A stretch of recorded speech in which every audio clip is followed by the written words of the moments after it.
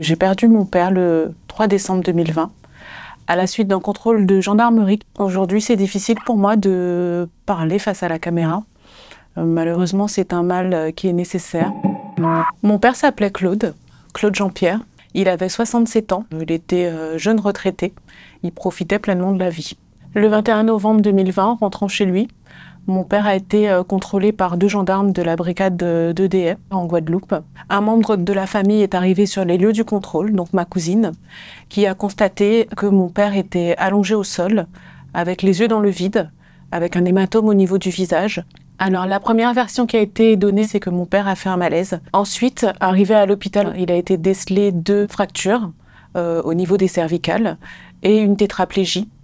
Et c'est là, en fait, qu'on nous a expliqué qu'il était descendu de son véhicule et qu'il était tombé. Mon père est décédé quelques jours après son hospitalisation à la suite d'un choc septique. Aujourd'hui, on a les caméras de vidéosurveillance qui ont pu filmer toute la scène. On a une chance dans notre malheur parce que sans ces vidéos, c'était notre parole contre la leur. On voit mon père obtempérer, donc il s'arrête sur le bas-côté avec les gendarmes juste derrière. Il n'y avait pas de violence.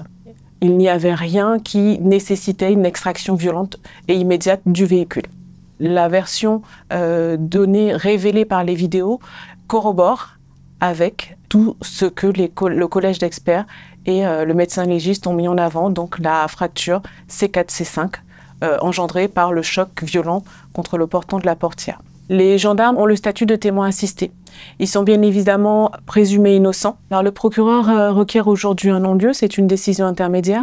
La décision finale reviendra au juge d'instruction. J'ai ce sentiment amer que la vie d'un homme ne compte pas. La vie d'un homme de 67 ans, sans histoire, ne compte pas. Alors aujourd'hui, le traitement médiatique de l'affaire de mon père, en fait, on a fait face à beaucoup de frontières. Beaucoup de médias, en fait, nous ont refusé l'accès, simplement parce que ça ne faisait pas partie de la ligne éditoriale. Mais ça, c'est un problème qu'on rencontre souvent avec tout ce qui se passe en Guadeloupe. Les problématiques qui sont rencontrées en Guadeloupe ne traversent pas l'Atlantique. On continuera à se battre parce que c'est une cause citoyenne, c'est une cause guadeloupéenne, et tout simplement parce que Claude Jean-Pierre reste mon père dans un premier temps et le restera toujours.